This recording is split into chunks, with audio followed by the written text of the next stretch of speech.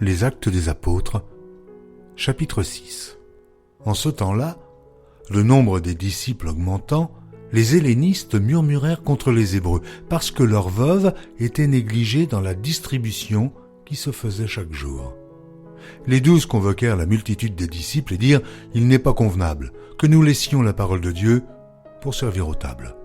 C'est pourquoi, frères, choisissez parmi vous 7 hommes, de qui l'on rende un bon témoignage, qui soit plein d'Esprit Saint et de sagesse, et que nous chargerons de cet emploi. Et nous continuerons à nous appliquer à la prière et au ministère de la parole. » Cette proposition plut à toute l'assemblée. Ils élurent Étienne, homme plein de foi et d'Esprit Saint, Philippe, Prochore, Nicanor, Timon, Parménas et Nicolas, prosélytes d'Antioche. Ils les présentèrent aux apôtres qui, après avoir prié, leur imposèrent les mains. La parole de Dieu se répandait de plus en plus.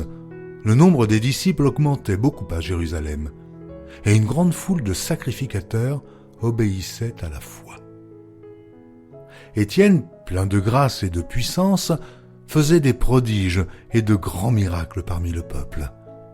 Quelques membres de la synagogue, dite des affranchis, de celle des Cyrénéens et de celle des Alexandrins, avec des Juifs de Cilicie et d'Asie, se mirent à discuter avec lui.